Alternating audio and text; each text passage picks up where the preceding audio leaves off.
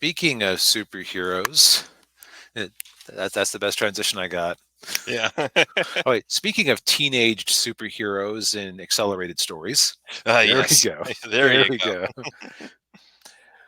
So this recently dropped on Netflix. A lot of stuff that wasn't originally on Netflix has been dropping on Netflix lately, as I think everybody realizes that the streaming wars, or ended, the streaming wars have. Yes. Oh, And who would have thought Netflix would come out on top? gee, who would have thought? Yeah. The best capitalized with the audience that goes to them for streaming. Yeah. Shocking, just absolutely shocking. Yes. Yes. So Daniel, as I recall, you haven't seen or watched or read a whole lot of My Hero Academia. Um. Let's see. I'm trying to think how much of the anime I've watched. I watched up until it was the when they were trying to they're getting ready for their school festival, and the whatever, the gentleman thief, whatever that bad Oh guy. yeah, Yeah. with the oddly cute dwarf sidekick. Yeah. Yeah. That's kind of where I checked out of it. Okay, yeah, I got a little bit further into it than you did, mostly just because my friend group started meeting up less often, and so it became harder to fit 5 or so episodes of this into a sitting. Yeah. Yeah. Um, I had you ever seen this particular movie before? I hadn't. No. So my friends and I actually had gone to see it when it was in theaters back in 2018 or so. So it was interesting giving it a rewatch. Yeah. Hmm.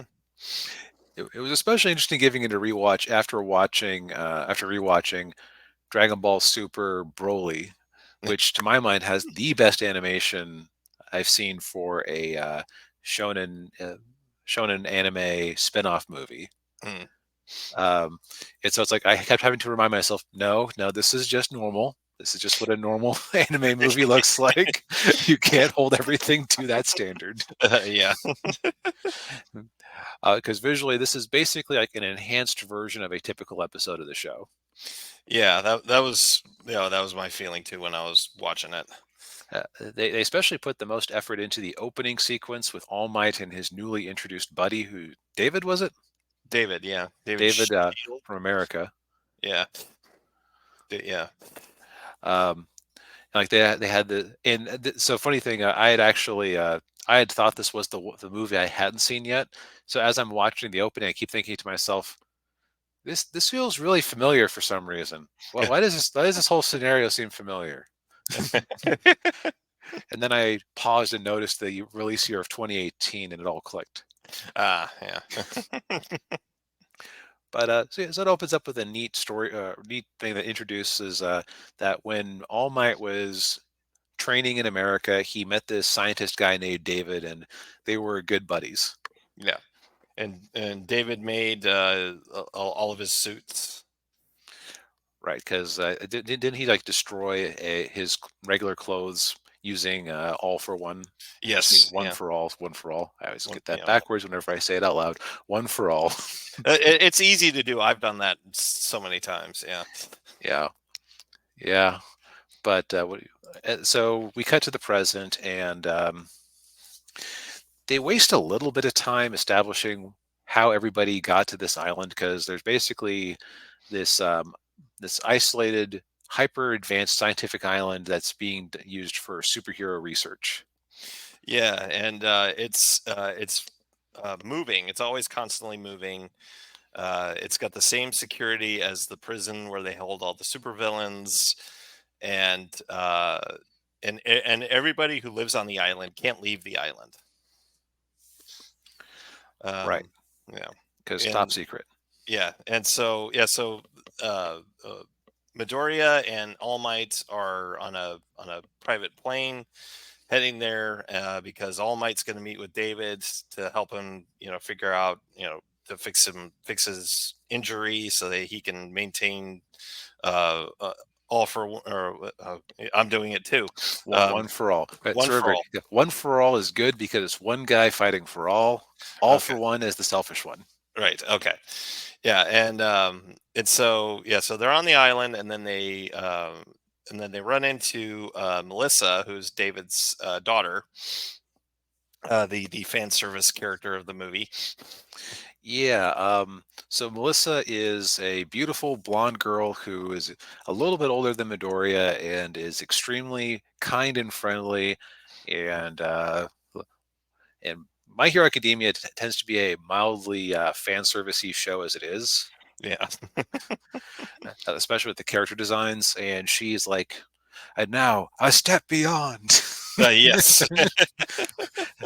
And then she spends most of the movie in a dress for a reception. So Yeah. it's like, okay, now I remember why when this movie came out, I saw this spike in online activity of people shipping her and Midoriya because she's basically the perfect girlfriend for him. She even manages to use her super science to magic him up a thing to let him actually punch at full strength when at this point in the series he was having to use his powers at 5% to avoid crippling himself. Right. Yeah. uh, yeah. So yeah, and so then All Might and David meet up, and of course David knows of that All Might is having a hard time keep maintaining his form, and he's can't figure out how to help him. But the thing that All Might is keeping from him is that David doesn't know that All Might has passed on his powers to Midoriya. So when he notices that All Might's powers are deteriorating even faster, this just worries David even more. Yes. And then Midoriya and Melissa are out looking, sightseeing and checking out the island, and that's when Midoriya starts running into all of his classmates. Yes, and it's like, oh well, what's her name, Yayorozu up here? Yeah, Oh, well, she's rich, so she got invited, and she had some of the other girls were her plus ones. yeah, Uraraka and the girl with the headphone jacks on her ears. I can't Yeah, I remember always her name. forget her name. Yeah. Who, by the way, I kept forgetting how much of a harem protagonist Midoriya is, because the Midori and Melissa run into these three, and all of them seem intensely jealous that he's hanging out with this blonde girl. Yeah. Which, I mean, Uraraka is like the designated love interest for him. Is Yayorozu also into him? Yeah. Yeah. um, I forget why Bakugo is there, but like a couple, like Mineta, the little Master Roshi pervert, Yeah. and the dumb electric guy are also there. Like they got a job at a super secret island somehow. Yeah, they're like, I think they were waiters. Yeah, it's like if it's a super secret island with super tech, wouldn't they have robots for that? They have robots for other stuff in this movie. Yeah, yeah, It was basically an excuse to have them around. yeah, But um, and so once the movie gets started, David, because he's so worried about All Might, has teamed up with what turns out to be a supervillain to steal some super tech that greatly enhances a user's quirk. Because his theory is, oh well, if I can, which he had developed, but then the government ordered locked away. yeah, and then yeah. So he and the assistant hire these super villains to basically do a Die Hard on this Yeah, reception. Die Hard on a superhero island. Yeah. With only our teen heroes not in the reception hall at the time because they were running late for reasons I forget. Well, Midoriya was running late because Melissa had to give him his gauntlet. Oh, right, his super gauntlet. Yeah, and then I can't remember why the other ones were late. Maybe they're waiting for him. Maybe, yeah. Their worlds do largely seem to revolve around him. So it's Yeah. yeah, main character syndrome much. Yeah, yeah, And so yeah, it's a series of cool fights as they work their way through the villains to get to the top. yeah. Um, and and of course, the dumb electric guy, of course, yeah, it does the electric thing and then turns dumb. It's always Dude. it just cracks me up every time. It's an interesting side effect of your electrical powers that you get turned stupid Yeah, because it makes a certain amount of sense. yeah. Um, so things that my friends and I noticed even at the time, you notice what character was not allowed there, like who they kept outside of the danger zone. Oh, the frog girl. The frog girl. Okay, Yeah. you caught it at one because her powers would have made this whole situation like so easy since she Mhm. can climb walls like Spider-Man, swing around with her tongue, Yeah, yeah, turn invisible. yeah. There's a part in there where yeah, like one of them has to crawl up the side of the building, and it ends up being Mineta, and he's just like, I can't believe I can't do this. And he's using the balls from his head, and it's, Yeah, so it makes it more of a challenge for him. But it's yeah, here, and he also had the Invisible Girl locked out. I think the Acid Girl, like the Alien Queen, was locked out just because her. I don't know. She seems to be like firmly a C character. yeah, yeah. The show doesn't like to give her too much attention outside of her seeming like vaguely a happy party girl. Yes, and there were a few others that were there that you had like that got locked out that have cameos, like the bird guy. I can't remember what his name was. I was just calling Bird Guy. So Bird guy. the show has a lot of characters. Yeah, it does. Yeah. Although you know who was conspicuously absent, but Netflix has him on the promotional art as the naval laser guy. Oh yeah, he was there, wasn't he? Yeah, That that what makes you wonder if there was a different movie that they had um, available, like because there were multiple movies, but um, I don't know. But what, I yeah, guess what I'll say, so I'll say for this one is that it's a fun Shonen Jump ride. hmm Uh, if we're judging it by the same standards of like that Black Clover movie or a Dragon Ball movie or something like that, it's like okay, it's an excuse for your characters to have a one movie villain that they can defeat and deal with a problem. yeah.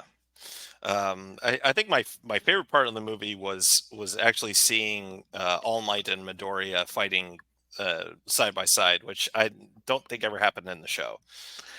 Yeah, and the, this was the moment in the continuity where um, it was before All Might exhausted the last of his powers, so he could still function like that. Yeah, yeah, So it's like the only time when it could have happened. So that made it appreciated. yeah, I would go so far as to say that the perhaps Melissa might be a little bit of a Mary Sue, but it's like she's a likable Mary Sue, which makes it okay, I think. yeah, and plus she doesn't have a quirk, so Right. She is kind of like an older female version of Midoriya in that way. yeah, So it's like, gee, I wonder why people started shipping them for a time there. It's because if you make a best girl who has no flaws, yeah, it's just generally likable, it's going to happen. yeah, I'd say criticism of the movie you could make is that the villain is kind of shallow. yeah, yeah, Then again, the real villain is David being afraid of clinging to the past and holding too tightly. So like, it's yeah. really his story as the antagonist. That's true. Yeah, But yeah, it's on Netflix now. So yeah, and I think that if you hadn't watched or read any of the series, you might get a bit lost yeah. Oh, yeah, yeah, just due to the bulk of characters. Although I'll also say that My Hero Academia characters are generally pretty. I've described the series as being very one note, but it's like it's one note in the same way that the piano is made up of a bunch of single notes. mm, So it's like I almost describe like writing a My Hero Academia scene as like you're just playing different chords to see like who you can bounce off of each other. yeah, yeah, yeah. Very kind of similar to Fairy Tale in that. Fairy Tale is similar in that way.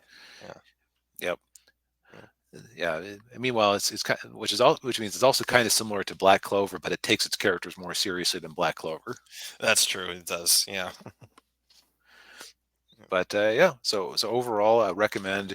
Not sure if I can make it a blind recommend like some other shonen movies I've watched over the years. Yeah, yeah, same here.